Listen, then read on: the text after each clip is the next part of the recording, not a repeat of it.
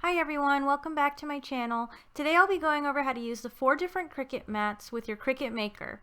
I will also include 3 pro tips for using your mats, so be sure to watch until the end.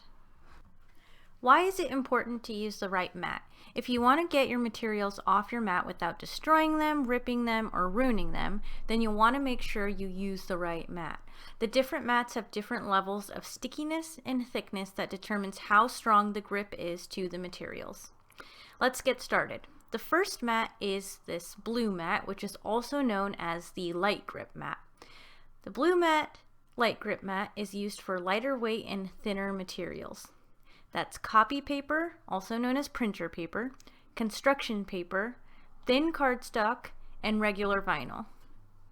Pro tip number 1 is no matter what mat you use, the best way to remove materials from any mat is by pulling the mat away from the materials like this. I will include 2 more pro tips, so you'll want to keep watching. Write these pro tips down and use them every time you use your Cricut. Next is the green mat, also known as the standard grip cutting mat. For this mat you can use regular cardstock, heat transfer vinyl, and permanent vinyl. Really, for this mat, you can use anything that isn't too thin and isn't too thick, kind of in the middle. Pro tip number 2, save the protective plastic cover that comes with the mat.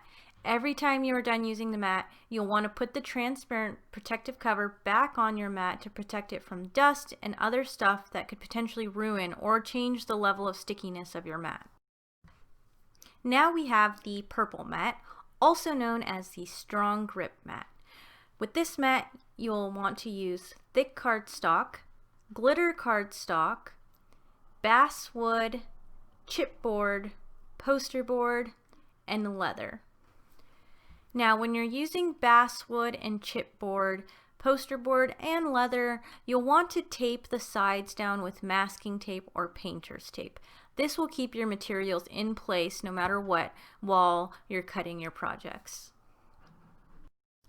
Pro tip number 3, clean your mats after each use. This means scrape all materials off with the scraper except the pink fabric grip mat. Use a lint roller instead, since this mat only has a light layer of stickiness, just enough for fabric.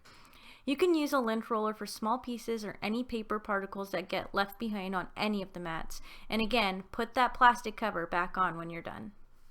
Last, we have the pink fabric grip mat. This mat is used for bonded fabric or straight fabric, basically any type, only with the rotary cutting blade. Now those are all the mats that you can use with the Cricut Maker. If you have any questions about what mat to use with a specific material, go ahead and leave a comment below. Thank you for watching, and if you found this video useful, you can click the like button and subscribe to see more videos on how to use your Cricut. If you hit the bell icon, you'll be notified when I upload a new video.